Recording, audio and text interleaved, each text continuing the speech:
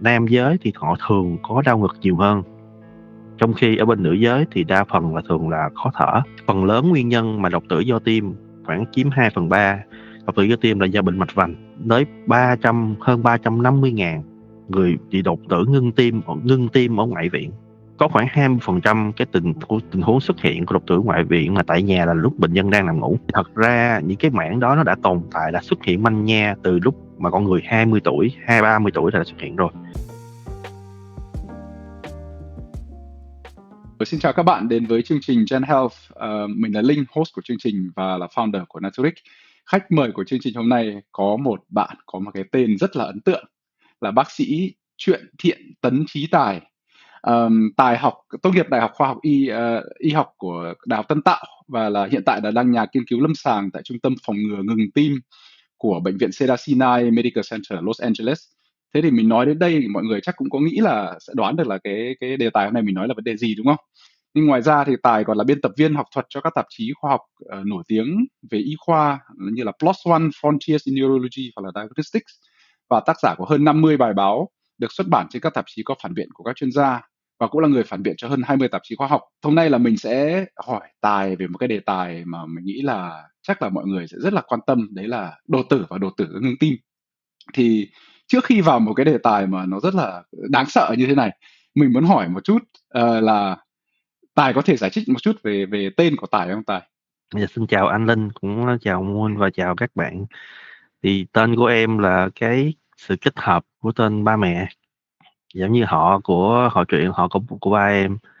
Tên Thiện là tên lót của mẹ, Tấn là tên lót của ba, còn lại chỉ Tài tên em.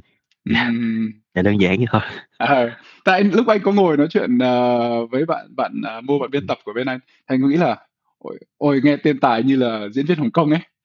Thiện thì mà lại cũng không sao, nó cũng rất là nghe thì nó có phải mê tín một chút, nhưng anh thấy nó rất là giống, tức nó có một cái gì đấy rất là hay nhá. Thiện tức là từ thiện chẳng hạn nhé.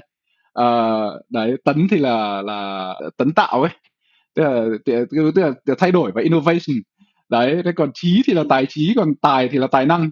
Thế thì hồi đấy đang khen là bố mẹ đặt tên hay.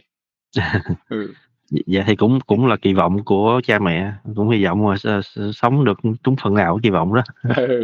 Thế thì hy vọng hôm nay là cuộc nói chuyện này của hai anh em mình là sẽ chia sẻ được với khán giả chương trình một phần nào đó về một cái nguyên nhân mà anh nghĩ là hiện tại là trong top 3 nguyên nhân tử vong của thế giới, là về đột tử về tim mạch.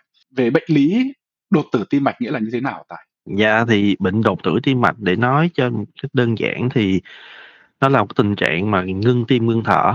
Có là một cái người đột ngột họ sẽ ngừng hết toàn bộ hệ thống tuần hoàn, tim họ không thể bóp được nữa và bệnh nhân không thể thở được nữa một cách đột ngột. Thường là trong vòng 1 tiếng sau khi họ xuất hiện những triệu chứng, hoặc là trong vòng 24 tiếng kể từ khi họ được nhìn thấy là khỏe mạnh là gần nhất đó. Đó là theo định nghĩa của cái Hội Tim mạch Hoa Kỳ. Và em nghĩ đây là định nghĩa này cũng là định nghĩa được chấp nhận phổ quát hầu hết các nghiên cứu của thế giới. Tức là nó cái bệnh lý này nó xảy ra sau 1 giờ có triệu chứng. Thế triệu chứng là gì? Có những triệu chứng nào? Dạ, thường là trong vòng 1 giờ có triệu chứng. Thì các triệu chứng kinh điển của một cái đột tử mà do tim thì thường là đau ngực và khó thở, cũng có thể kèm theo những cái ví như vã mồ hôi, hồi hộp, và có một triệu chứng mà nó ít xảy ra hơn, nhưng mà khi nó xảy ra rồi thì cái diễn tiến, cái tỷ lệ đột tử khá là cao. Đó là cái triệu chứng người ta gọi là thở ngáp cá, tức là triệu chứng mà cơ thể đột ngột thiếu oxy, khiến bệnh nhân tạo ra những cái cơn thở mà nghe âm thanh rất là lạ, rất là đặc trưng. Một cái nghiên cứu gần đây của cái trung tâm của em thì những cái triệu chứng đó thường xuất hiện ở cả nam và nữ. Thì em muốn nói chút xíu cái khác biệt nam nữ luôn ở chỗ này, đó là nam giới thì họ thường có đau ngực nhiều hơn, trong khi ở bên nữ giới thì đa phần là thường là khó thở. Cho nên đây cũng là những dấu hiệu mà em nghĩ là những cái người có nguy cơ cao á, thì người nhà hoặc là thậm chí là bản thân họ nên để ý, lưu tâm. Chính anh nhé, mình là một người bình thường thỉnh thoảng cũng có những cái cơn đau ngực, nó rất là minor, nó nhỏ thôi, mà nó cũng rất là ngắn. Thế thì Dạ. làm sao để mình phân biệt là lúc nào là cái cơn đau ngực đấy là nó thật sự là trầm trọng, mình đến bác sĩ, hoặc là nó không đáng lo? Tại vì nhiều lúc mình thấy nó nhói ngực, nó tức ngực một chút, khoảng độ 2-3 phút, sau đó nó hết. Thế sau có thể Dạ. là sau đó nó lại bị lại một chút chút rồi lại nó hết.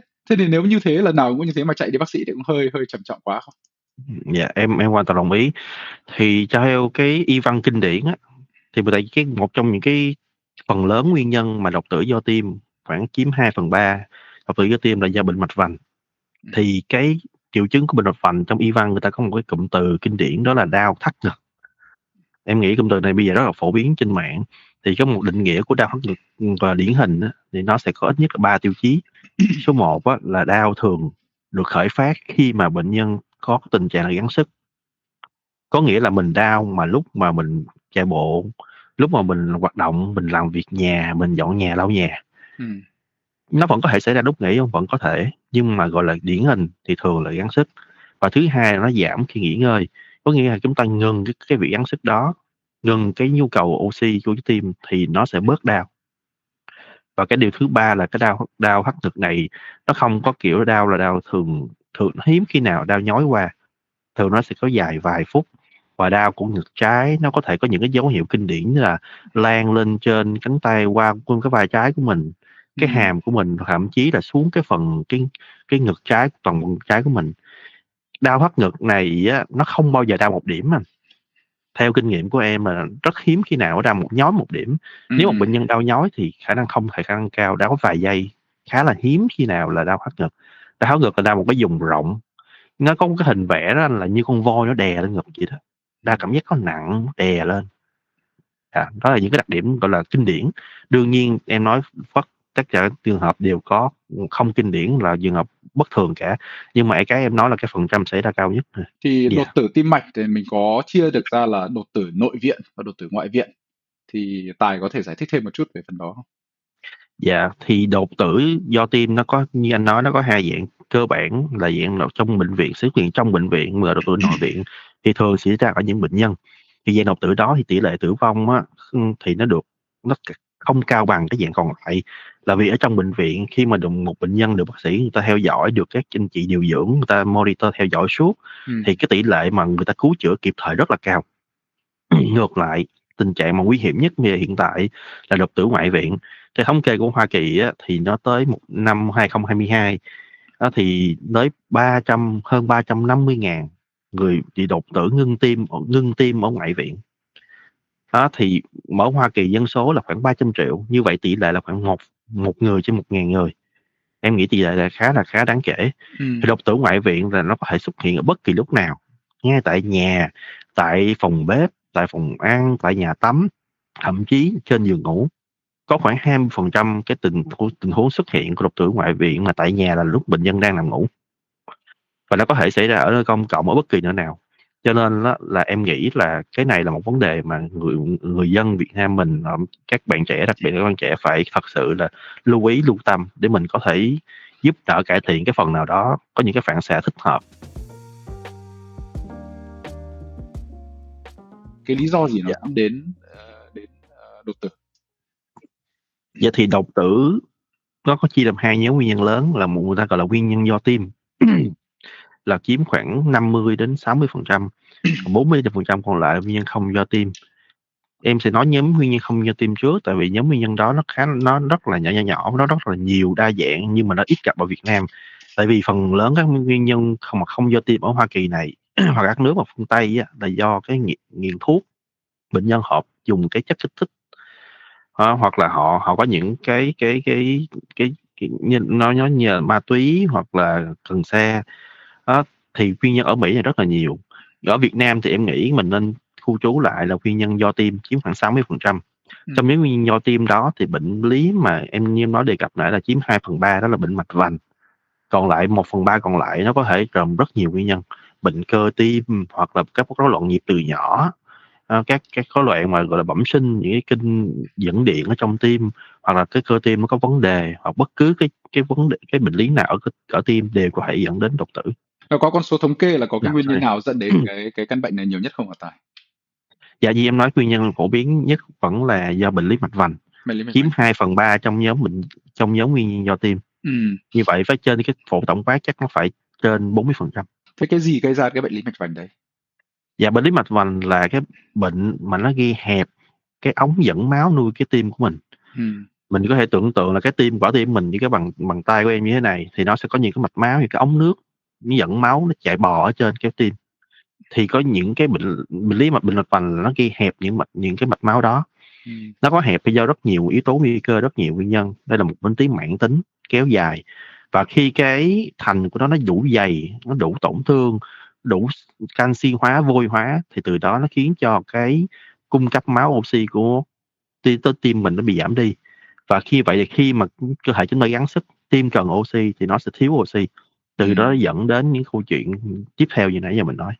Tức là tim nó vẫn bóp, nó đẩy, lúc nào đó mà cái máu nó không qua được, nó tắc, đúng không? Dạ, chính xác. Thế. Nó giống như cái đường ống ở nhà mình đó. Ừ. Dầu mỡ lâu quá nó đóng lại, thì khi mà mình xối, mình xả nước, nó bị tắc nghẽn và nó dội ngược lên trên. Thì thỉnh thoảng mình vẫn có thể mình phải vệ sinh nó, nhưng mà trong cái tim của mình thì đâu thể nào mình vệ sinh được. Cho nên đó là một cái quá trình mà chúng ta thật sự chúng ta phải cân nhắc cẩn thận.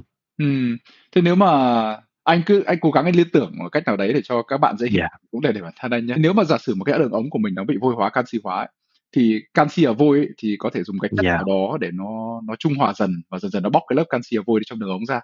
Thì đấy là với nguyên tắc về hóa học.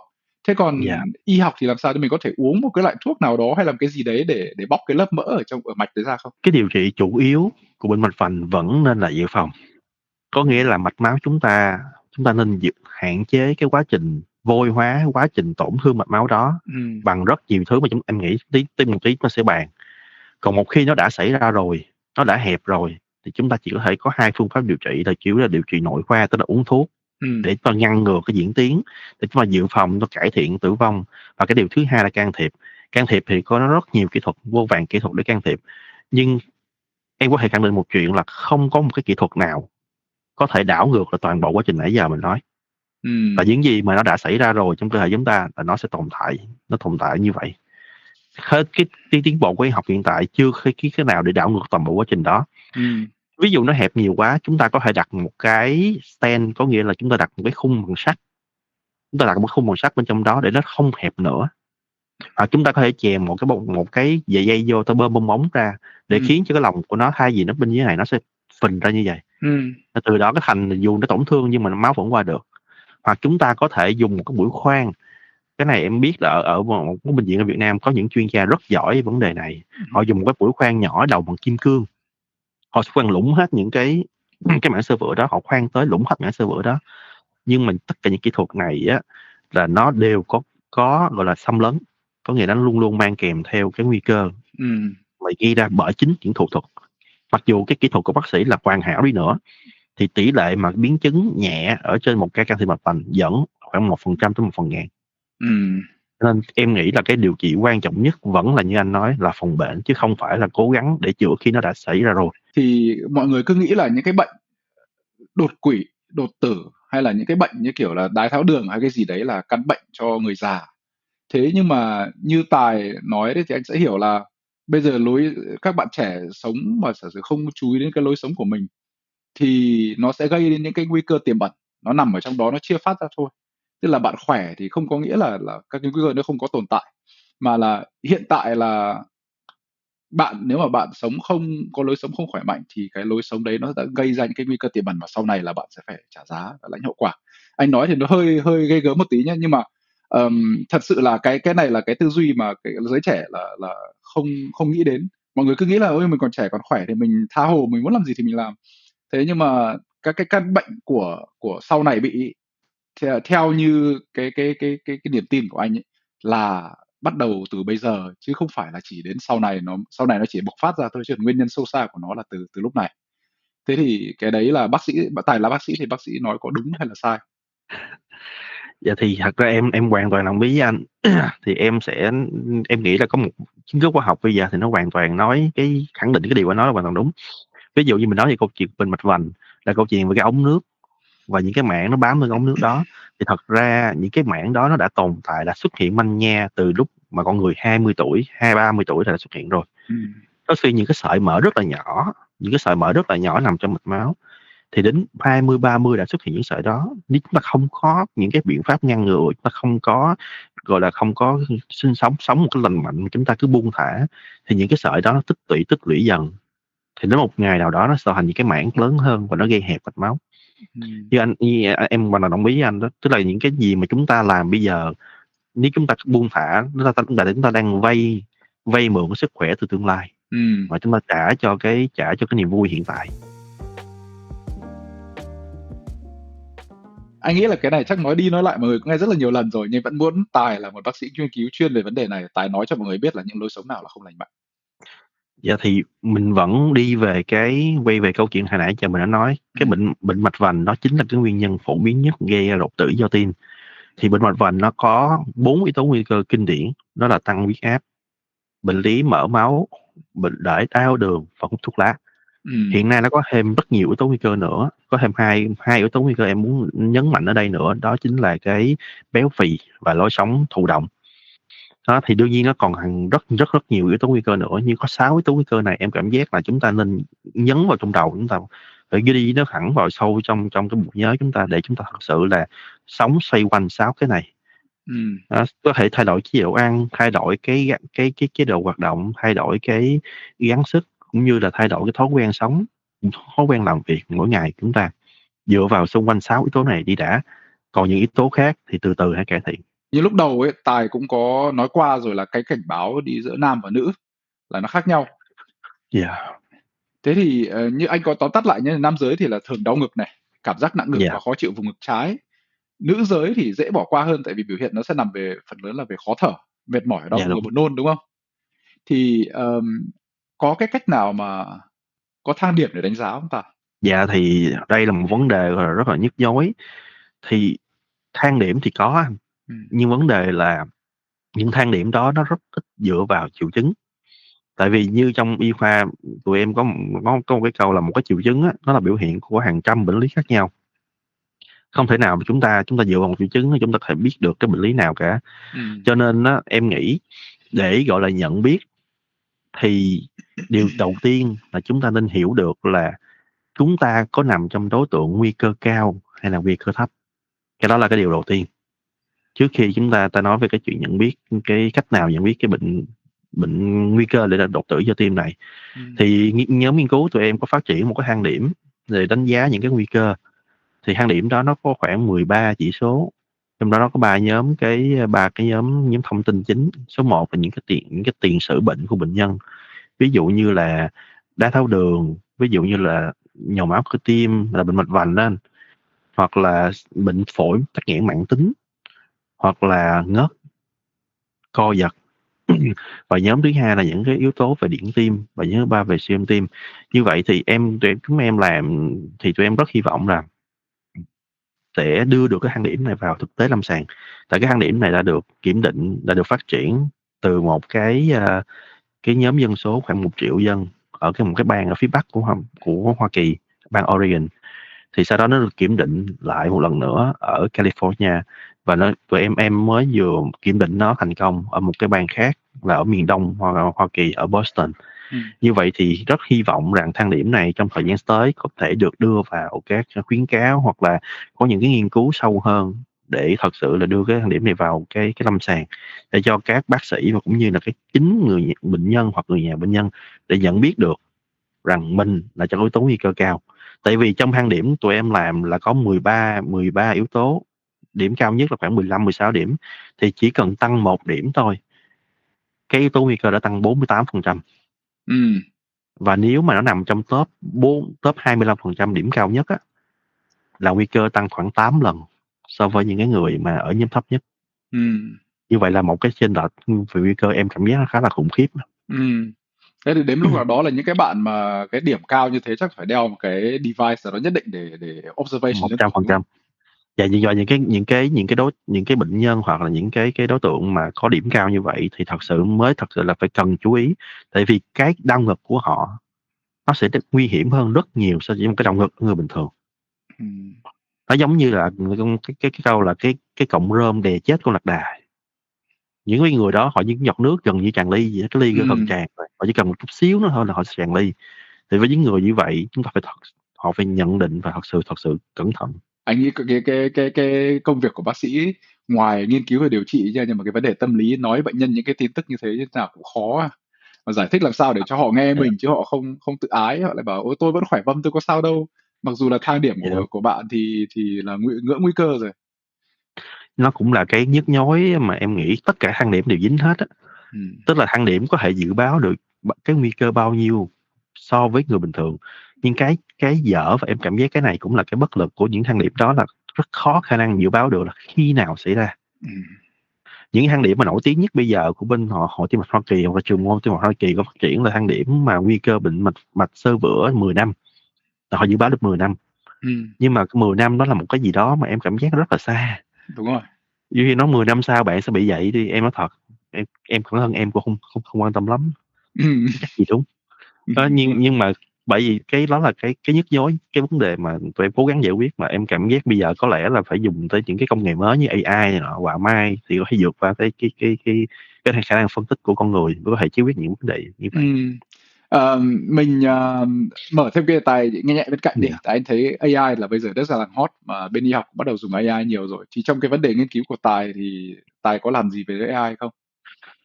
Dạ thì bản thân em là một người rất là dở về công nghệ thông tin, nhưng mà may mắn là em có được nhận qua đây làm, thì ở đây họ có đào tạo nguyên cái khóa đào tạo về cách sử dụng những cái công cụ rất là cơ bản.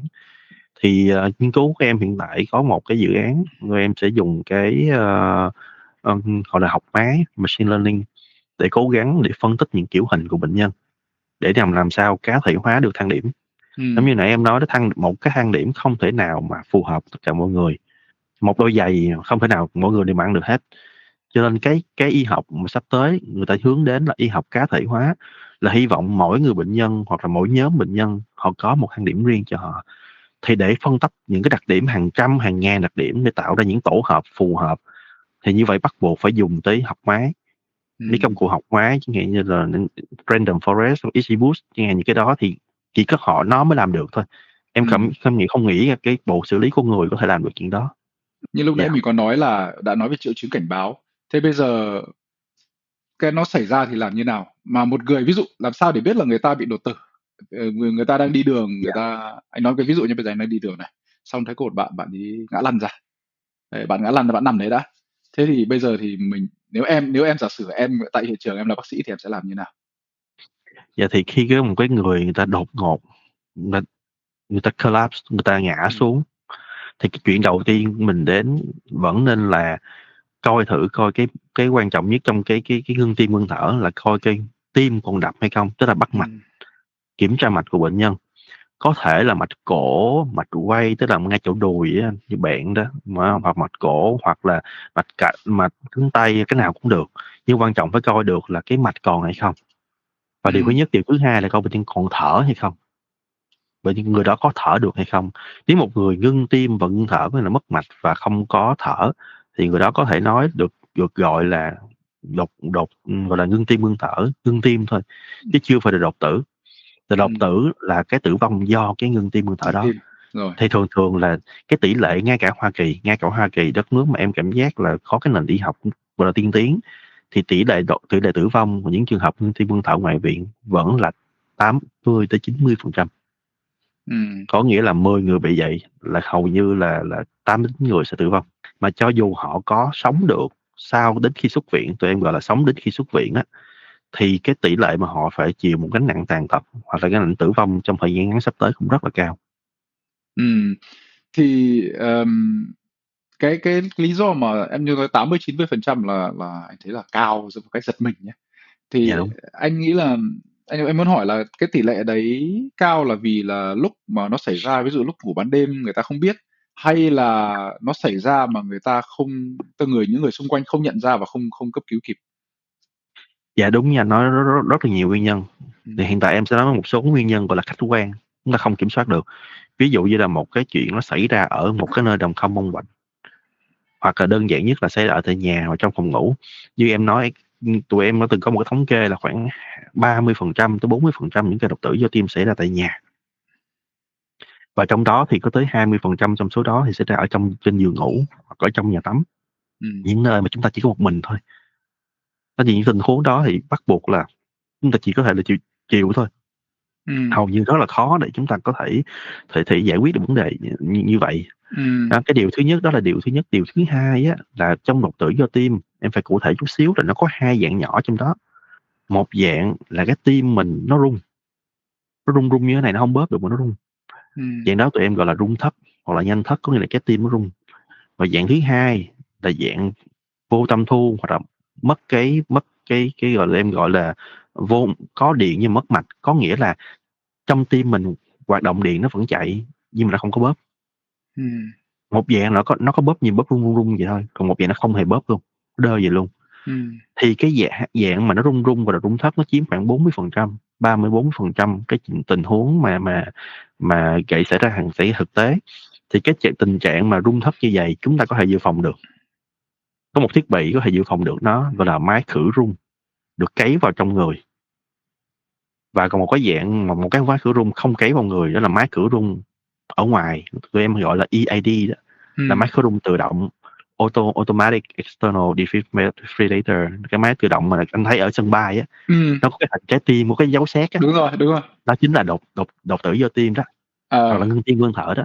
Thì nếu mà một cái người mà nếu chẳng dụng mà họ gặp ở sân bay, thì mình hoàn toàn có thể loại lấy cái máy đó, dán 2 miếng điện cực lên trên người họ, để cái máy tự động phát hiện nhịp và nó sốc. Thì nếu người đó vô cái cơn rung tim như là rung thấp nhanh thất á, thì họ sẽ được sốc ra. Khả năng cao là họ sẽ được cứu. Đó. Thì một cái nguyên nhân em mới muốn đề cập ở đây nữa là người còn là người kế bên đó, người ta hay gọi là bystander, tức là người kế bên. Người kế bên có thể làm được điều gì? Thì họ có thể làm được 2 chuyện. Chuyện số 1 là họ có thể nhồi tim, hay gọi là hồi sức tim phổi, là từ chuyên môn. Còn từ mà thực tế chúng ta làm đó, gọi là nhồi tim và thổi ngạt. Nó bóp tim thổi ngạt, nhồi tim thổi ngạt gì cũng được. Tức là chúng ta có thể tới và chúng ta ấn vào lồng ngực của bệnh nhân. Thì đây những cái khóa mà dạy về cái gọi là cái hồi sức tim phổi như thế này, em nghĩ là có thể tìm cho online rất dễ. Rồi. Thật sự có những cái nguy cơ, có nhiều người sẽ nói như thế này là nhồi tim như vậy, người mà không quen á, người ta nhồi mạnh quá, nó gãy xương sườn, gây đến biến chứng hay là vấn đề gì đấy. Đúng rồi, nhưng mà em nói nhiệm. thiệt như thế này, gãy xương sườn nó không có chết nhiều bằng ngưng tim đâu. Thì thôi, giữa hai cái đó thì chọn cái kia đi. Đúng rồi. Cho dù có gãy xương sườn đi nữa nha, cùng lắm mà chỉ nằm viện thêm một chút xíu thôi, băng bó tí, còn cái ngưng tim mà đi luôn đó. Đó, cho nên là em nghĩ là đừng ngại. Tốt nhất là các bạn trẻ đừng ngại. Tại sao em nói cái câu đừng ngại là vì có một cái nghiên cứu gần đây họ nói về sự khác biệt nam nữ đó anh. Nữ giới họ không được, họ nhận những cái hồi sức tim phổi đó ít hơn nam giới. Và nguyên nhân chính là người ta sợ vì cái vùng ngực là cái vùng nhạy cảm, rất nhiều người sợ. Và trong cái đột tử do tim, mỗi 1 phút trôi qua, tỷ lệ tử vong của bệnh nhân tăng gấp đôi. Chúng ta không nên phí một cái giây nào cả, từng giây từng phút là những cái thời gian vàng đó, thời gian vàng trong tim mạch hết. Cho nên em cũng khuyên các bạn trẻ là cái tình huống nó có xảy ra thì đừng ngại, hãy cứ làm đi. Thì cho dù bạn có bị chửi đi nữa thì em nghĩ nha, tới theo ý kiến của em thôi, bạn có cơ hội của một bạn người nó vẫn đáng. Đúng rồi. Vẫn đáng để làm chuyện đó. Và đáng trân trọng hơn, tại Dạ đúng. mình có hai lựa chọn. Một là mình làm thì có thể là mình làm gãy xương sườn người ta, nhưng mà anh nghĩ làm được gãy xương sườn đâu phải là dễ đâu. Mà Dạ đúng, khó anh, khó. Nhưng mà mình không làm thì chắc chắn là chờ đến lúc xe cấp cứu đến thì có thể là muộn rồi. Dạ chính xác. Thì nếu là giả sử là anh cứ đặt vị trí là giả sử anh nằm đấy, anh muốn người ta giúp anh hay là không, thì anh chắc chắn là anh sẽ muốn người ta giúp. Đó, em hoàn toàn đồng ý. Dạ. Thì mình muốn người ta đối xử với mình như thế nào thì lúc ở ngoài đường mà gặp trường hợp như thế thì mình cũng nên giúp người ta như vậy. Dạ, em xin bổ sung một chút xíu. Cái chuyện này là về cái máy EAD á anh. Cái này là một cái vấn đề mà không phải ở Việt Nam không nha, ngay cả Hoa Kỳ luôn. Cái tệ của Hoa Kỳ luôn. Có nghĩa là theo một cái ra một cái luật, hoặc là theo một cái nhận định cơ bản như con người, là khi chúng ta đi vào một cái nơi nào đó, ví dụ tòa nhà, câu hỏi đầu tiên, có 2 câu hỏi đầu tiên phải hỏi là: thứ nhất, cái thang thoát hiểm nằm ở đâu? Thứ hai, cái máy EAD nằm ở đâu? Rồi. Cái thang thoát hiểm thì nó để rất rõ nhé. Các nhà tài hiện đại nó có biển exit sign rất rõ, nhưng mà EAD em bảo nhà anh ở đâu anh cũng chịu chết luôn. Đó, cái đó là cái mà em thấy là ngay cả ở Mỹ, luôn cũng hoàn toàn dở. Cái chuyện này nó vô cùng bức xúc, tại vì cái máy EAD có thể cứu mạng người ngay lập tức luôn. Và anh biết ở Nhật á anh, nó có một cái app, anh có thể biết được cái máy EAD gần nhất của anh trong bao xa, và anh có thể mở nó ra bất kỳ. Còn ở Mỹ này không thể làm được chuyện đó luôn, ngay cả Hoa Kỳ cũng không làm được. Rồi. Theo một cái nghiên cứu mà tụi em đang làm, có một cái bạn ở bên bên bên cái chỗ office kế bên đang làm á, thì cái bạn đó đã tìm ra cái khoảng cách tối ưu để cân bằng giữa cái chuyện là cân bằng kinh tế lợi ích, lập một cái máy IED là trong vòng 200 mét. Trong vòng bán kính 200 mét nên có một cái máy IED. Đấy Trong chắc cái trong máy thành khử phố rung. thôi đúng không? Chứ còn ngoài địa Dạ chính phương xác, từ 200 mét thì cũng chính sẽ xác. khó. Anh hoàn toàn chính xác, đó là trong cái khu có là mật độ dân cư cao. Còn ở nông thôn thì rất là khó. Nông thôn thì theo em biết, hồi cái hội nghị cuối năm ngoái, tháng 11 năm ngoái ở Chicago, thì người ta đã có bắt đầu triển khai bên Hoa Kỳ này, và ở bên Phần Lan, hình như Đan Mạch hay Phần Lan gì, họ đã có triển khai là đem cái con drone đó anh, đem máy đi tới cho bệnh nhân. Em biết ở Thái Lan có luôn, ở Thái Lan có người làm rồi. Đó thì họ mất là hình như là khoảng 7 phút á, thì họ mang cái máy đi tới cho bệnh nhân. Thì em nghĩ đây chính là cái giải pháp của tương lai. Quá Drone điều hay. khiển bằng AI, chỉ cần đơn giản là người ta đưa một cái signal thôi, một tín hiệu thôi, drone đưa thẳng tới, thì em nghĩ đây là chính là tương lai. Đúng rồi. Yeah. Mà nhất là anh đang nghĩ thì Việt Nam mình ở thành phố lớn mà nhiều lúc hay tắc đường ấy, thế mà có Chính con xác, drone nó bay thì là quá chuẩn, tuyệt vời. mà nó lại chi phí nó nhỏ hẳn trực thăng, Yeah. mà trực thăng chẳng có chỗ độ. Chính Drone xác. nó bay qua đầu, nó hạ cái máy đấy xuống là được à? Nó dễ hơn nhiều, tại vì bên mình có dây điện nhiều quá. Drone nó bay dễ hơn, em vẫn nghĩ nó dễ hơn. Đúng, cái công nghệ mới này hay thật. Thì cái máy EAD đấy là ai cũng sử dụng được hả Tài? Tại vì nếu mà thật sự là anh thì anh có thể là anh làm hồi sức tim phổi, thì cái đấy là anh từng được huấn luyện rồi. Thế nhưng mà bảo EAD thì cái máy anh nhìn anh biết thế Không, thôi, nhưng mà anh cứ nghĩ là cái đấy bác sĩ dùng, chứ còn người thường nó sẽ không không khó đâu dựa anh, vào. không khó đâu anh. Bác sĩ người ta sẽ có cái máy chăm sóc của người ta, người ta không có cần automatic đâu. Dạ, thì thật ra chẳng hạn như tụi em chăm sóc sóc tim cho bệnh nhân, thì tụi em sẽ có một cái monitor để em biết được cái nhịp nào để tụi em sóc. Phải sóc đúng cái nhịp anh, thì cái máy nó nhận định được chuyện đó. Nó rất là đơn giản anh, chỉ cần lấy cái máy xuống, ấn cái nút, mất mấy giây đó, sau đó cái máy nó sẽ tự động đọc hướng dẫn cho làm luôn. Rồi. Lấy hai cái miếng patch, hai cái miếng dán ra, lột ra xong dán lên ngực bệnh nhân, đảm bảo cái ngực bệnh nhân nó khô qua được. Tại vì cái bản chất của sóc điện á là nó tạo một cái vùng từ trường giữa hai cái miếng patch, nó tạo một vùng từ trường, nó sẽ reset lại toàn bộ tín hiệu điện của tim. Giống như giống như mình như em hay chơi game mà máy nó hư á, thì cách dễ nhất là ấn nút reset luôn. Đúng rồi. Thì đó thì không biết làm gì hết, đúng không? Ấn nút reset tự nhiên nó trở lại được chỗ. Thì đó chính là vậy, tức là mình sẽ tạo một cái điện trường để reset toàn bộ tín hiệu điện hết. Thì tín hiệu điện của tim á, cái chỗ đầu tiên nó xuất hiện thường là nút xoang, thì nó bật cái điện lên cái thì nhịp trở lại bình thường. Đó, cho nên là nó hoàn toàn tự động luôn, 100% tự động. Nhưng mà phải nhớ là dán xong giở tay ra nha, thì nó sẽ kêu anh giở tay thôi, không sao hết. Khán giả chú ý nha, thì mình sẽ cuối cái video này thì bên mình sẽ add 2 cái video vào, một cái là làm sao để hồi sức tim phổi, làm manual, tức là tự mình làm. Còn một cái là làm sao để hướng dẫn sử dụng cái máy EAD đấy. Và những cái bảng hiệu nào để mình biết là cái máy đấy nằm ở đâu, thì nếu mình đi những nơi công cộng thì mình có thể nhớ, lúc đó thì không chỉ là có thể giúp được người ngoài mà có thể giúp được người thân của mình nữa. Đó, thế thì mọi người sẽ chú ý, nên cái đấy là mình nghĩ là nên học. Nhưng hồi trước anh học lái xe của nước ngoài là bắt buộc là họ phải bắt học hồi sức tim phổi. Dạ đúng, em nghĩ là đa phần á, tại vì cái vấn đề trên lái xe trên đường gặp dễ lắm á, em nghĩ là gặp khá là dễ những cái tình huống giống vậy á. Cho nên những cái tình huống như là sơ cứu hoặc là hồi sức tim phổi, nó sẽ gom chung thành gọi là BLS, là Basic Life Support, là những cái khóa mà đào tạo mà gọi là hồi sức cơ bản. Những khóa đó em nghĩ là tất cả người nên biết, mà ở Nhật Bản á, là con nít 6 tuổi nó biết rồi. Nó được dạy trong trường luôn. Em biết ở Việt Nam có những anh chị á ở bệnh viện đang ngày đêm vẫn đi dạy như vậy. Thật sự đó là ngưỡng mộ những anh chị. Ở những trường y á thì chắc chắn là có đào tạo. Tại vì những sinh viên y chắc chắn được tập này, và điều thứ nhất. Và điều thứ hai á, là những cái trường đại học hiện tại ở Việt Nam, em có biết là có những cái đại học có những cái khóa đào tạo luôn, tức là họ sẽ gọi là khóa học hè gì đó. Họ đào tạo hè ngắn hạn chứ thôi, là vài ngày xong rồi. Và có một cái tổ chức luôn, là tổ chức gọi là hồi trước có tên là Việt Nam Foundation, Project Foundation, còn bây giờ là Việt Nam Hope. Tổ chức đó luôn luôn cứ một năm là họ các anh chị, các thầy cô đó sẽ về và dạy cho bên mình làm hồi sức, không chỉ hồi sức cho người lớn, hồi sức trẻ con nữa, hồi sức nhi nữa. Làm sao mà nhấn tim cho đứa bé, nó đâu có nhấn bằng tay được, phải nhấn tim mà làm sao, hóc dị vật thì làm sao cho đứa bé, tư thế nào, họ có đào tạo hết á. Chẳng qua mình phải cố gắng mình kiếm thôi. Em bảo là cứ một phút trôi qua thì tỷ lệ tử vong nhân đôi, đúng không? Dạ đúng. Thế thì nếu mà giả sử mình qua được cái cơn đấy rồi, tức mình thoát, gọi là thoát chết một lần rồi, thì liệu nó có quay lại lần sau không? Hoặc là nếu mà thoát chết mà cứu chậm thì nó để lại những cái di chứng nào? Dạ, thì câu hỏi của anh rất là hay, thì nó sẽ để lại những cái hậu quả về não. Người ta gọi là, tụi em hay gọi là những cái gọi là cái di chứng liên quan đến thần kinh. Đó, thì mình biết một chuyện là não mình á, nó chỉ cần có 3 phút thiếu oxy thôi thì mô não sẽ bắt đầu tử vong. Mà mô não chết rồi nó hầu như không có năng tái tạo. Như vậy thì cứ tưởng tượng như là tim mình ngưng tim khoảng 5-10 phút. Cho như một bệnh nhân có thể may mắn làm sao đó sống lại, họ khôi phục tuần hoàn lại một cách tự nhiên, thì não họ vẫn có những thời gian đã không có tưới máu, máu không có đến cung cấp oxy được. Đó là chuyện thứ nhất.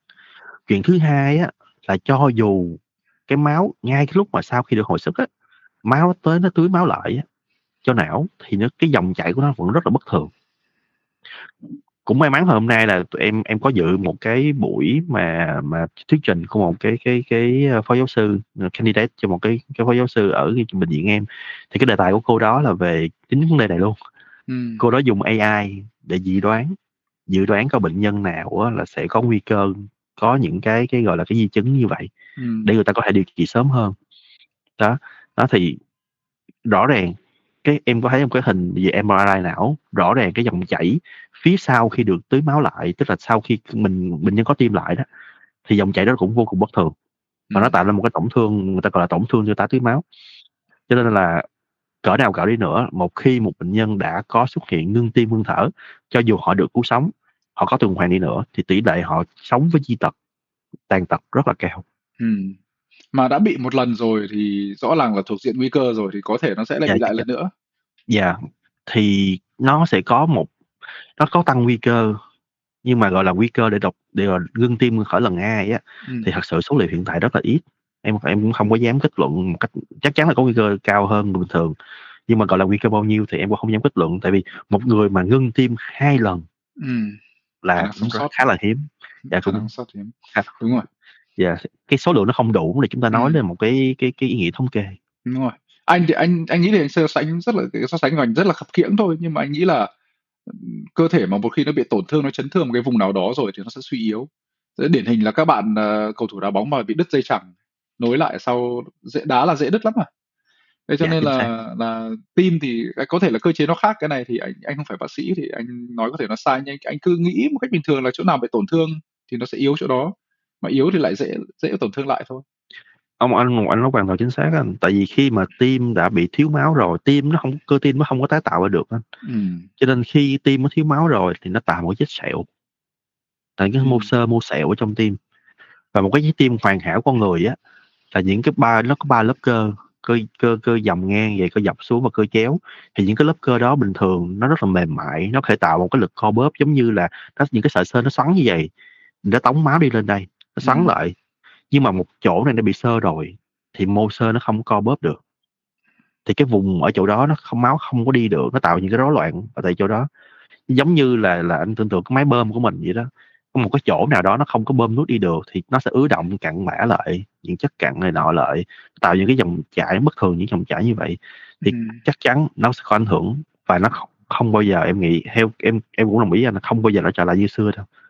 Mặc dù mình là cố gắng nữa, mặc dù rất nhiều người luôn luôn có thể nói là tôi cảm thấy tôi trở lại như xưa, nhưng bạn thấy như vậy có thật sự như vậy hay không? Đó là một câu hỏi khó trả lời. Thế thì mình có cách nào mình tập luyện đi. Bây anh không nói về cái lối sống mà về béo phì và không vận động là một chuyện nhá, là nguy cơ nhá. Thế bây giờ như em nói là cái cơ tim ấy, thì liệu những vận động viên thể thao chẳng hạn thì cơ tim họ khỏe, họ tập cardio nhiều đấy, tim khỏe, phổi khỏe, đo được là bằng nhịp tim, resting heart rate, là có thể đo VO2 max, thì cái đấy là biết. Thế thì những cái lý do, những cái tập luyện với cơ tim khỏe thì liệu nó có đỡ rung hơn không? Tức là một khi nó gặp một cái vấn đề xảy ra thì cái sức của cái cơ tim này nó có vượt qua được dễ dàng hơn so với người bình thường hay không? Nếu mà một trái tim khỏe thì rõ ràng chắc chắn nó sẽ tốt hơn một trái tim xấu trong cái việc chịu đựng cái chuyện thiếu máu chẳng hạn vậy. Em nghĩ đó chuyện là chuyện chắc chắn. Nhưng mà nếu mà nói là một người vận động viên, người ta vận động, người ta làm mọi thứ là chắc chắn là người ta không bị, thì cái đó không hoàn toàn đúng. Tại vì cái mức gắng sức của người vận động viên á, nó cao gấp mấy lần người bình thường. Cho nên là với người bình thường ở mức độ đó là cái tim họ vẫn còn chịu được, nhưng mà với người vận động viên, cái tim họ dù nó tốt hơn nhưng mức độ gắng sức của họ sẽ ở mức độ này, nó cao hơn rất là nhiều. Nó chuyển qua cái chuyện mà cái sự tương đối giữa cái trái tim khỏe mạnh và cái gắng sức của người vận động viên. Thì các nguyên nhân mà phổ biến nhất á, mà gây cái đột tử ở vận động viên thường, tại vận động viên thường là người trẻ, thì đột tử ở những người vận động viên, những người gắng sức trẻ như vậy thường là những nguyên nhân mà bẩm sinh. Mặc dù cái này nó chiếm tỷ lệ không quá cao, nhưng mà nó cũng là một vấn đề lưu ý. Có nghĩa là những cái bạn nào mà có cái gọi là cái dự định tương lai á, là chắc chắn tôi sẽ đi làm vận động viên. Chắc chắn là tôi sẽ đi chạy marathon, chạy 25 cây số, 30 vòng chẳng hạn vậy, tôi làm vận động viên bóng đá, tôi cố gắng đi theo bước của công Vinh chẳng hạn vậy. Thì các bạn đó nên tầm soát những bệnh lý bẩm sinh di truyền của tim mạch. Ví dụ như là những cái bệnh cơ tim phi đại, những cơ tim phi đại, hoặc là những cái bệnh lý liên quan tới rối loạn cái dòng điện ở trong tim. Trong y học thì tụi em có những cái hội chứng như là hội chứng QT ngắn, QT dài. QT ở đây chính là cái đoạn của điện tâm đồ. Đó, thì nếu mà cái hội chứng như vậy, những cái bệnh lý hoặc là những bất thường của cái mạch máu nuôi tim, nó có thể xuất phát sai chỗ. Nó có thể thay vì nó bò ở trên tim thì nó bò vào trong trái tim. Nếu nó bò vào trong cái thành của trái tim thì khi tim gắng sức thì những cái sợi cơ nó sẽ siết lại và vô tình nó gây thiếu máu. Đó, thì tất cả những nguyên nhân đó các bạn nên thật sự là đi tầm soát. Nếu bạn có một cái niềm đam mê với thể thao, hoặc là chắc chắn là tôi sẽ làm vận động viên chuyên nghiệp, các bạn nên tầm soát những cái đó. Và cái đó được khuyến cáo anh, của Hoa Kỳ, tất cả là vận động viên thi Olympic hoặc là vận động viên chuẩn bị thi Olympic của Hoa Kỳ đều được tầm soát. Rồi. 100%. Tại vì anh cũng nghe nhiều, tức là anh cũng có nói chuyện với nhiều người về cái vấn đề anh nói là phòng bệnh hay chữa bệnh và tập luyện thể thao và ăn uống. Xong rồi nhiều lúc anh hay nghe là cái gọi là counter argument nhé, tức là lý do mà những bạn mà không tin vào cái chuyện này và thấy nó không đúng, các bạn bảo là cái thằng kia nó tập luyện nó khỏe như thế mà nó vẫn mất sớm, hoặc là cái cậu này cậu ấy có béo phì gì đâu mà làm việc bình thường đùng một cái thì mất. Thế thì họ bảo là thế thì tập luyện để làm gì. Thế thì nhiều lúc anh cũng nói là tất nhiên là không phải là một người hoàn toàn khỏe mạnh là sống được vĩnh viễn, hoặc là không có bệnh, mà nó là giảm thiểu cái nguy cơ. Đấy, nhưng mọi người thì cứ lấy, nhiều người hay lấy cái ví dụ trước mắt rồi sau đó là phản biện, thì cái đấy cũng rất là khó để thuyết phục. Em đồng ý với anh, cái đó em nghĩ đó chính là một cái nhầm lẫn cơ bản của là người ta như vậy thì chưa chắc bạn như vậy. Nó giống như khi mà tụi em làm nghiên cứu á, thì tụi em có hàng chục cái phương pháp thống kê để làm sao chúng ta đưa cái bằng chứng ra với bằng chứng khoa học nhất có thể. Ở trong nghiên cứu có nhiều người sẽ nói như thế này là anh chị nghiên cứu vậy đó là cái bệnh này tăng huyết áp gì đó gây ra đột tử, nói anh chị nói quá trời luôn, nhưng mọi người nhà tôi tăng huyết áp nè, đâu có bị gì đâu, chẳng hạn vậy. Đúng rồi. Thì ngồi bạn phải hiểu một câu chuyện là ở trong cái nghiên cứu, cái thứ tụi em được nhìn, được làm, hoặc là cái đối tượng mà tụi em được khảo sát là một đối tượng nhỏ. Nghiên cứu lớn nhất của em từng được làm là mẫu vòng vài ngàn người. Nó không là cái gì so với 8 tỷ người, 9 tỷ người thế giới cả. Cho nên tụi em có một cái quy tắc là tụi em được quyền sai số. Và sai số ở trong y văn được chấp nhận là 5%. Có nghĩa là cái thứ tụi em tìm ra chỉ cần đúng 95% người là được. 5% sai sót đó còn gọi là phải chấp nhận. Đó là thực tế khá là phũ phàng. Đương nhiên tụi em sẽ luôn cố gắng giảm cái tỷ lệ đó xuống dưới 1%, dưới 1/1000 nếu có thể. Nhưng 5% là cái ngưỡng khoa học chấp nhận.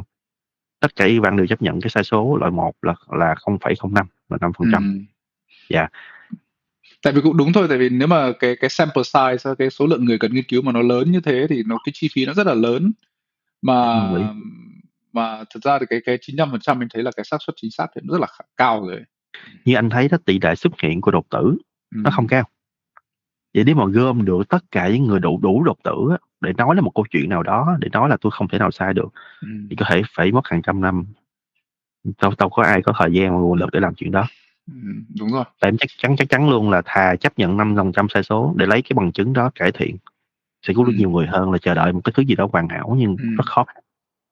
Thì anh em mình cũng vừa nói qua về vận động viên, nên anh muốn hỏi qua là tại sao dạo này cái số lượng mà những người bị đột tử cái tuổi, cái trước cứ tưởng nghĩ là tuổi già đúng không?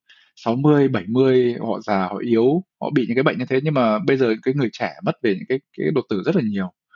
Thì liệu nó có phải là do về lối sống không? Tức là nếu mà lối sống của người trẻ bây giờ khác gì với lối sống của người trẻ ngày xưa mà tại sao bây giờ họ Dạ. lại bị như thế? Để nói về câu chuyện này thì có một cái bài báo gần đây được công bố một tác giả mà em cũng có làm việc chung trên đăng trên tạp chí của Hội Tim mạch Hoa Kỳ, JAHA. Thì tác giả đó là hình như anh ấy lên hàm phó giáo sư rồi, Mark Ozun. Đó thì cũng công bố về sử dụng cái data của Mỹ, thì có công bố nói là cái tỷ lệ đột tử, cái gọi là cái incident rate, có nghĩa là tỷ lệ mới mắc của người mắc đột tử ở Mỹ đang tăng dần theo năm từ 1999 tới năm 2000 thì phải, nó đang tăng dần. Thì trong bài báo đó nó cũng có đặt ra một vấn đề là ở Mỹ này thôi, em chỉ nói ở Mỹ thôi, tại vì cái nghiên cứu của em chủ yếu ở đây á, thì cái tỷ lệ nguyên nhân mà thúc đẩy toàn bộ cái việc mà trẻ hóa, ngoài cái chuyện như mình hay biết đó là do cái lối sống của chúng ta, là con người càng ngày càng thụ động. Thứ nhất là tỷ lệ béo phì ở Mỹ bây giờ em cảm giác chắc cũng phải 67% rồi đó, nó là một cái đại dịch ở Mỹ rồi. Thứ hai là do cái Covid nó gây ra những câu chuyện là chúng ta không cần thiết phải đến làm nữa, chúng ta làm remote, làm ở nhà. Nó vừa có lợi nhưng mà vừa có hại. Tại em cảm giác là nếu chúng ta ở nhà rất là dễ, mà chỉ ngồi có một chỗ thôi, không đi lại gì hết trơn, ngồi có một chỗ vậy thôi, rất là thoải mái mà comfortable ở nhà. Đó là thứ ba là cái năng lượng á. Hiện tại con người chúng ta không còn đối phó với nạn đói nữa, mà chúng đang đối phó với nạn như thừa năng lượng. Đồ ăn mà gọi là đồ ăn năng lượng cao rất là nhiều, rất là dễ dàng để access và rất là rẻ. Ở bên đây tụi em có một câu nói em hay giỡn với bà xã của em, đó là ở Mỹ á, đồ ăn càng độc hại càng rẻ. Chính xác. Cái đấy chính Đồ xác ăn mà luôn. càng ngon mà càng xịn á thì nó càng mắc. Và Ừm, cái đồ ăn, mấy cái đồ ăn như hamburger này, nó độc hại thì không mấy đồng. chính xác luôn. Em khi đi ăn sáng ở Penny có cái all you can eat pancake và cà phê. Bỏ Nó tiền là bỏ in tiền and mua out. một suất luôn là ăn thoải mái pancake, muốn ăn bao nhiêu thì ăn, maple Yeah, syrup cứ thế mà đổ. absolutely. Ừm, Để bổ sung thêm, ngoài những cái chuyện nãy em nói đó, là do cái lối sống, do cái cách ăn uống, do chế độ sống, do stress. Như ừm, nãy giờ em, như những cái episode phía trước của anh á, podcast phía trước không phải là có bàn gì nhiều á, thì em cũng muốn nhấn một chút xíu nữa là em nghĩ đây là một tình huống mà Việt Nam mình có thể nguy cơ sẽ bị á, là cái việc sử dụng cái thuốc chất kích thích. ừm, Tại ở Mỹ này á, họ dùng kích thích tràn lan. Ở California, ở Oregon, cái việc mà buôn bán cần sa hầu như là hợp pháp. Ở Vegas có thể sử dụng cannabis hoặc sử dụng marijuana. ừm, Thì những cái điều đó nó khiến cho câu chuyện là cái lối sống bây giờ đó là mình bị quá nhiều stress. Em biết bản thân em cũng cũng bị stress y chang vậy, mà khi mọi người stress quá, mà bí quá, không biết tìm tới đâu thì tìm tới chất kích thích. Mà chất kích thích bây giờ càng lúc càng dễ kiếm, dễ tìm. ừm, Em thấy ở ở trên VTV24 đó có nhiều cái vụ án phá quá trời cái kích thích luôn. ừm, Đó, em nghĩ đó là một cái nguyên nhân mà chúng ta nên nên cẩn trọng á, tại vì đó là nguyên nhân thời đại. ừm. Cái việc Thế mà kích thích quá dễ, và đặc biệt là cái stress quá lớn, khiến con người tìm đến những cái thú vui ngắn hạn. Đó thì em cảm giác cái đó là cái thứ mà chúng ta nên nên ừm. cân nhắc. Thì chất kích thích như em nói là nó là cái loại nào? Ví dụ nó có kiểu psychedelics, LSD, hay là nó có amphetamine, ecstasy, hay là heroin, hay là cần Dạ, sa? Thì những cái loại nào là nguy cơ về, nói chung về vấn đề này đi. Thì chất kích thích là không nên dùng rồi. Thế nhưng mà dạ. nói cụ thể về vấn đề đột tử do tim mạch này thì cái chất kích thích nào là nguy hiểm? Cocaine, Ừm, heroin, amphetamine, ừm, methamphetamine, marijuana, cannabis. ừm, Đó là những cái loại mà em nghĩ phổ biến nhất. Còn những loại ờ, khác như là ecstasy này nọ thì em không có kinh nghiệm nhiều. ừm, Với lại là trong cái nghiên cứu tụi em á, thì các thứ, những 6 loại này hồi nãy em kể đó là 6 loại mà tụi em coi kỹ nhất. Dạ, ừm, thì khi mà một bệnh nhân tử vong á, thì tụi em, nếu mà người còn trẻ á anh, thì tụi em sẽ có một cái phiên bản là autopsy tử thiết, và họ làm luôn cho tụi em á là cái test nước tiểu để coi cái test mấy cái độc chất, cái toxicology trong nước tiểu, trong máu hết. Đó thì những cái thứ nãy giờ em kể ra những thứ em sẽ coi đầu tiên. Đương nhiên sẽ còn những thứ khác nữa. Cho nên ở Mỹ này bây giờ hiện tại có một cái gọi là một cái dịch luôn, đó là fentanyl. Em hay nhầm, em hay đọc gì đó bài không được. Đó là fentanyl. Thì fentanyl ở Mỹ này á, nó bị một cái là cho nó quá dễ. Trong cái thuốc mà bác sĩ có thể phải cho thuốc cho bệnh nhân quá dễ thì nó có thể giảm đau, nó gây người ta gọi là hưng phấn nhẹ đó, gây nghiện nữa. Cho nên bây giờ ở đây á, thì người ta đang cố gắng hạn chế cái việc kê toa lại. Tại fentanyl là một loại thuốc được sử dụng trong lâm sàng, nhưng và nó cũng rất dễ bị lạm dụng. Em biết có một vài tình huống á, là người ta chỉ gọi tới để người ta khai bệnh để lấy fentanyl. Em có từng chứng kiến chuyện đó luôn, khai tới chỉ để lấy fentanyl. Tức là kiểu họ muốn có cái gì đấy họ xả stress, họ gặp vấn đề tâm lý nào đó thì họ muốn thoát đi. Nó nghiện á, nó gây nghiện được á. Nghe nó có vẻ giống như là cái thuốc gì mà hay chuyên dùng để giảm đau ấy nhỉ, morphine à? Dạ đúng rồi, morphine cũng gây nghiện được luôn. Dạ, nhưng mà fentanyl nó dễ xài hơn. Dạ, fentanyl nó dạng viên dễ xài hơn. Nhưng mà anh nghĩ những cái thuốc như thế nó dễ nhờn lắm à? Dạ đúng, dễ nhờn cho nên phải xài được đô mạnh hơn đó anh. Thế là ông thuốc phiện nào cũng vậy mà.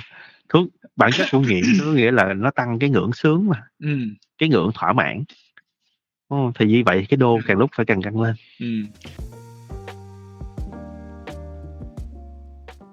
Anh cảm ơn Tài rất là nhiều, hôm nay đã dành thời gian cho chương trình và anh cũng đã học được thêm vài điều bổ ích nữa. Thì anh hy vọng là sau này là sẽ còn nhiều dịp nữa mời Tài lên chương trình và chia sẻ với các bạn về các nghiên cứu sắp tới của em. Dạ thì em cũng cảm ơn anh Linh, cảm ơn chương trình đã tạo điều kiện cho em để chia sẻ những thứ gì em làm, những điều em làm, những cái thứ em muốn truyền tải đến mọi người.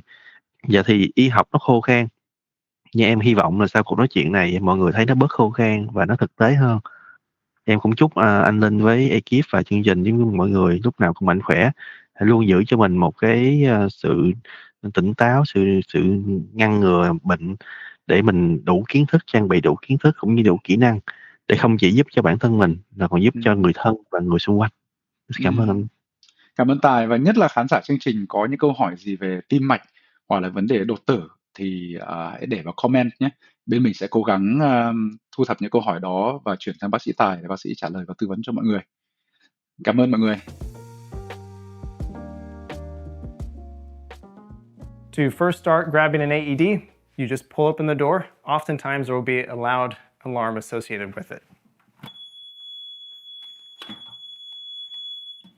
Turn the device on. It's going to talk to you in a loud voice, and it's going to tell you what to do.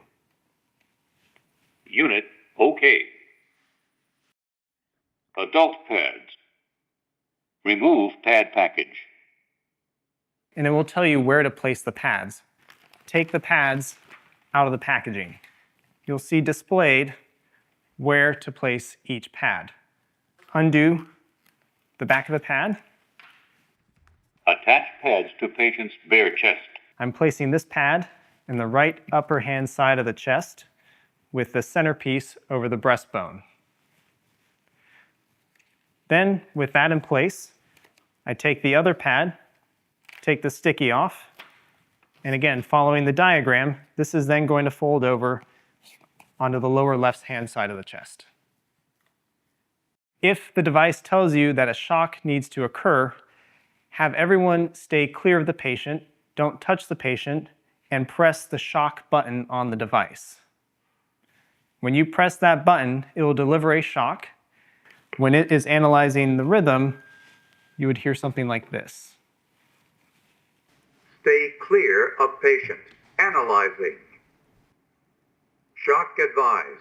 Stay clear of patient. Deliver shock now.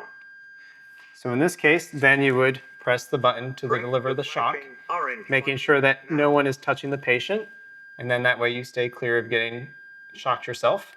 Shock delivered. You press the device. Begin CPR. It delivers the shock, and then again afterwards, if you know CPR, you can go back to doing CPR. This device provides the area where you should be doing CPR. this little circle with the diagram Start CPR. is where you can do CPR. So on this patient, Push harder. Push harder. Good compressions. this AED gives you feedback on your compressions to make sure you're doing it at a correct rate and a correct depth, which can be very helpful. And for this one, you would essentially follow the same steps as you would for the adult. You can use adult pads in a pinch if you need to by placing one side on the front of the chest and then the second pad on the rear of the chest. So that lights up if you have a pediatric pad. If you have access to pediatric pads and it's a pediatric patient, try to use those pads though, because when you plug those pads into the device, it tells the device that this is a child, and so it will change the amount of electrical shock that's delivered. Just use the adult if that's all you have access to.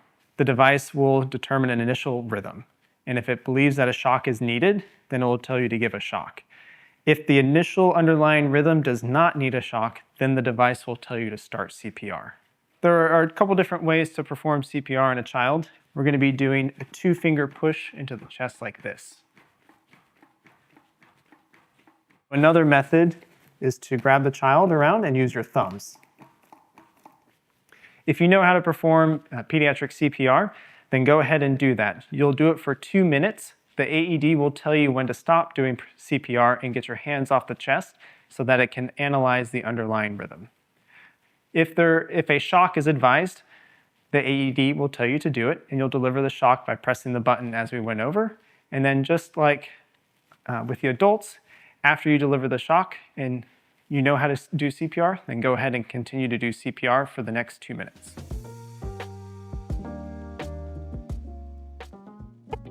I'm here to show you what to do if you see someone suddenly collapse and they don't seem to be responsive.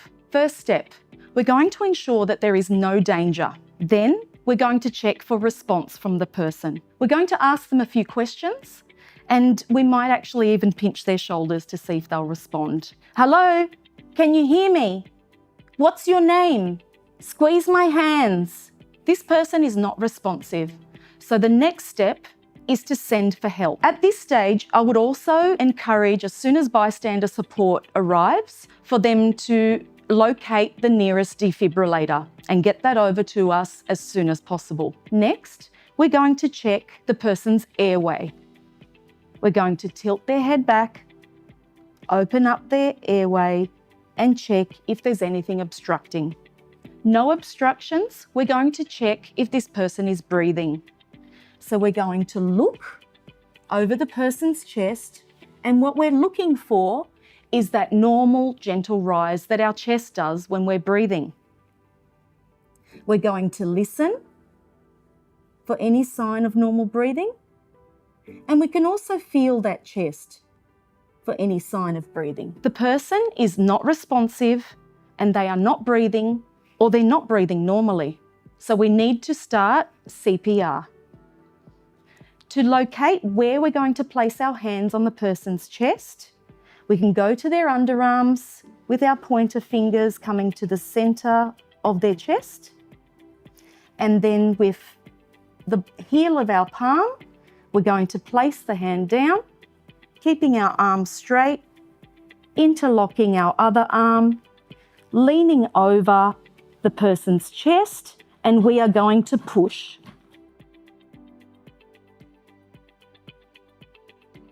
Now we're actually going to push hard and fast. We're going to push about 1/3 of that person's depth of their chest, and we're going to also allow for that chest to rise back to its normal position. Now we're pushing at a beat of about 100 to 120 compressions a minute.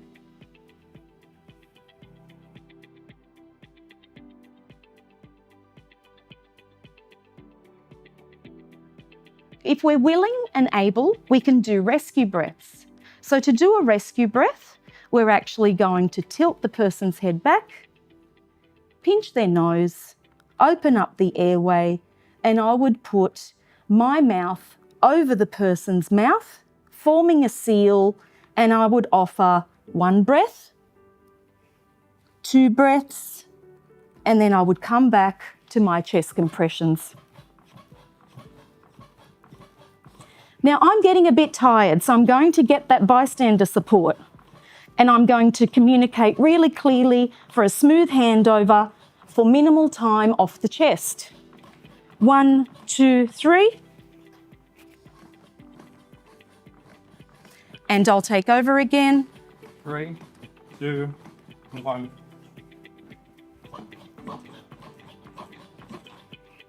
So I've just demonstrated how to do CPR.